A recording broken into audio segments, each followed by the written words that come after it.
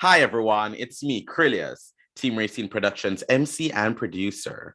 And joining me today is Richard DeShay Elliott. Welcome. Hey, thanks for having me. Certainly, it's my pleasure. Your video still isn't on, but I can hear you. There we go. Awesome, awesome. Thanks for being here, Richard. How are you? I'm doing great. So thanks for having me. If I can introduce myself, I am a candidate for the House of Delegates in Maryland's 24th Legislative District, which stretches from Glendale in Prince George's County along Martin Luther King Highway to Glenarden, Capitol Heights, and Seat Pleasant. And I am running with 2 open seats. Awesome, awesome. And give us a little bit about your background. Sure. So I am a product of Prince George's County Public Schools. I went to the University of Maryland, Baltimore County for undergrad, where I got a degree in American Studies along with minors in political science and history. And I completed multiple published academic research projects in my time there. I then went to Johns Hopkins University, where I completed a master's in political science, and my marquee project was studying the Law Enforcement Officers' Bill of Rights and its impact on police accountability and police brutality in the states where it's been implemented. I've worked on well over a dozen different political campaigns, including as the campaign manager for one of my mentors, Senator Jill P. Carter, when she ran for the United States Congress. And I'm running a campaign focused on environment and transportation and housing issues for Central Prince George's. Wow, sir. Wow. So tell me why you chose to throw your hat in the ring this election cycle. Sure. So I first started running for this campaign back in 2020. I officially opened my campaign on early September. When I started running at that time, I knew that there was going to be at least one opening for the 3 seats in Maryland. We have multi-member districts, and I knew that I'd be the only candidate, not just in my district, but in my county, that would run on issues such as making transportation fare free, on ensuring affordable housing and rental equity, and a lot of issues like that where there's not been a champion in Central Prince George's. And in the time that I've been running, these issues have found, widespread appeal, not to mention that there are many people who are heartened simply to see a candidate who is out here campaigning and asking them what they think is important, not to mention introducing them to the people running for the wide variety of other offices that are also becoming open this cycle.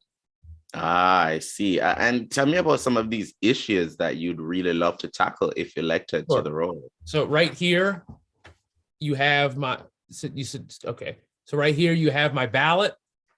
So some of the issues are fighting overdevelopment and property tax hikes. So in our area, we have a lot of tree preserves. We should not cut down those tree preserves in order to build new housing. We should rehab existing facilities such as warehouses, malls, other existing areas so that we can create affordable, ownable housing where people can get to and from work. Bringing resources to our public schools. I'm supported by multiple members of our Board of Education. I want to help to raise teacher wages, help to build new schools, expanding transit, reducing traffic. If we do our part to invest in the metro, more people will use trains and buses to go to work, which will get more cars off the road and be good for our air quality, protecting our forests and parks, as again related to development. Support bonds for our facilities. That goes through a committee in Annapolis called Appropriations, from which they give out bonds for people to purchase and improve facilities. Our county is routinely shortchanged on this, so I want to make sure my constituents are aware of such legislation. This is maybe my most important one, introducing Black history curriculum and trades programs. I was proud to work with multiple members of our Board of Education on crafting a bill to improve the Black and Brown history curriculum. That was introduced last year, and I'm happy to work with them in the future for not just that, but also renaming our schools. We have several schools named after segregationists. Bringing fairness to the tax code. It's very, very unfair that the highest income Marylanders and people who own the most property or people who buy boats and buy airplanes pay lower tax rates than people who are much lower income, who are buying used cars instead of planes. So that's very important. Adding sidewalks and lights to neighborhoods. We have a lot of residential neighborhoods filled with mostly seniors who get a lot of their exercise and recreational activity, not to mention walk with their grandkids in these neighborhoods. We need sidewalks and lights for them to be safe. Fully elected school board. My county school board is partially elected, needs to go to fully elected. And then campaign finance transparency, as I list in my literature, I take no money from developers, lobbyists, the police union. It's important to know in politics that people, they get their money from who they're going to work for. I get my money from community members. I'm going to work for community members. So those are a few of the issues that are of the most local concern. And then if you go to my website, which is richformaryland.com, there is a wide variety of legislation with bills already written in legislative format. It's not just an idea or a sentence or a thought. It's fully fleshed out legislation. How is it going to be? Who is going to be reviewing it? Who is going to be implementing it? How is it going to be funded? Where's the excess revenue going to go? If there's a shortfall in funding it, where's the extra money going to come from? All of those different avenues to ensure that a bill is complete the first time and does not require a mop-up bill 3 years later. So I'm one of few candidates, especially candidate this young, that's running, that knows how to write bills. And that is one of my main sticking points that a lot of people are excited about. There's no excuse for a bad bill to be written by me because I claim to know how to write bills. So that's a very, very good accountability point that I've been focusing on in my campaign. And I like how you brought that up because I'm sure many viewers would like to know why you are the best choice for voters this election cycle. Sure. So as you saw on that ballot, and you can bring it back up if you wish to, I'm actually supporting another woman for delegate. We have multi-member districts, and there are 2 open spots in this district. So I am running along with Miss Latasha Ward in the 24th legislative district. So she's the woman on the bottom right, Latasha Ward, above Crystal Oriata and Belinda Queen. So we're running as a group. I'm supporting her. She's supporting me. Why are we running together? Because she has shown to me that she has the large buy-in and support from many of the older constituents. She came in 4th last time with there having been 3 seats. And then us as a group, given that it's a ticket, we complement each other's abilities, with her being, for example, earlier this week, she put together an event that I helped volunteer at to get 200 hot meals to families in Capitol Heights and Seat Pleasant. So those are the kind of things that we're going to be able to partner on in the community even before being elected, and then in the seat together to ensure our legislation complements each other's skill sets. And then also on here, you have members of the county council covering the entirety of my district, Mr. Parker Jr., who's running for Democratic Central Committee, which is responsible for voter registration and engagement. Glenn Ivey and Michaela Wilkes, who are both running for Congress, with my legislative district overlapping both of theirs. Tim Adams, the first Black mayor of Bowie, who is running for comptroller, state tax collector. And the ticket of Peter Francho and Monique Anderson Walker running for governor, lieutenant governor.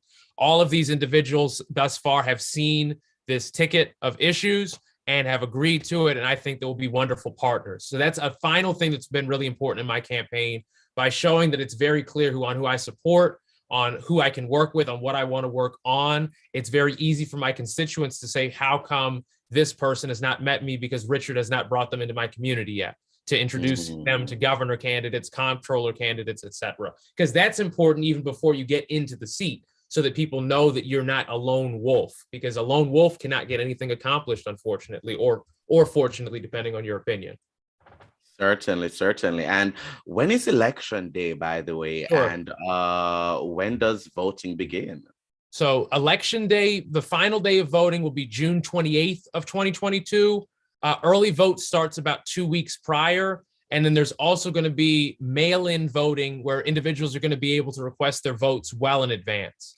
So I would say that in essence, the entire month of June is going to be the election period, whether individuals vote by mail, vote early in person, turn their vote by mail in person, or they vote on election day.